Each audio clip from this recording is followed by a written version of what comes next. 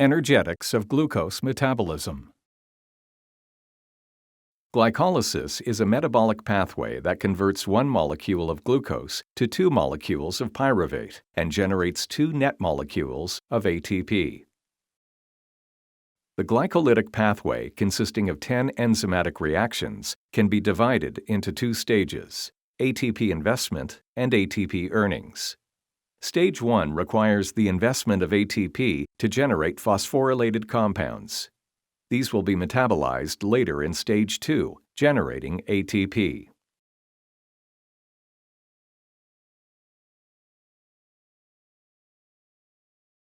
In the first reaction, hexokinase phosphorylates glucose using 1 ATP. A second ATP is used for a phosphoryl transfer reaction catalyzed by phosphofructokinase 1. The resulting 6-carbon structure is then split into two 3-carbon products at the end of Stage 1. Early in Stage 2, we see the first of two ATP generating steps. Because two molecules of 3-phosphoglycerate are produced for every glucose molecule, this step provides ATP payback that replaces the two ATP molecules invested in Stage 1.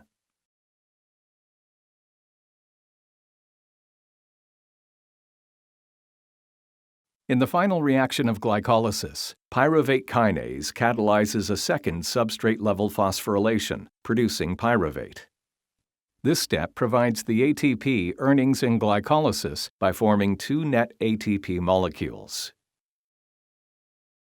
Metabolic pathways are regulated by both the availability of substrates and the catalytic activity of enzymes. One way to understand how a pathway is regulated is to examine the free energy changes for each reaction, identifying steps that drive the pathway toward product formation. Reactions with free energy values close to zero are reversible. They are characterized by enzymes that operate at full capacity, so the direction of metabolic flux primarily depends on substrate availability. Reactions with highly negative free energy values are considered irreversible. They are usually subject to enzymatic control.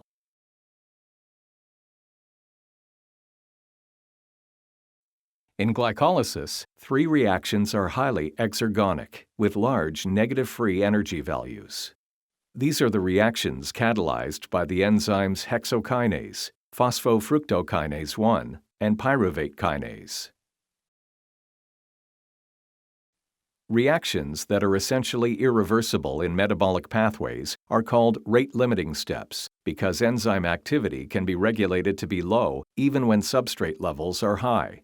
Rate-limiting enzymes serve as regulated valves, shown here as narrow bottlenecks that are opened or closed in response to cellular conditions. In contrast, the wide regions represent unrestricted reversible flow through the pathway. We can compare glucose degradation via glycolysis to glucose synthesis via gluconeogenesis. Glycolysis and gluconeogenesis utilize the same enzymes for the reversible steps, whereas irreversible rate-limiting steps require pathway-specific enzymes to control metabolic flux in the appropriate directions.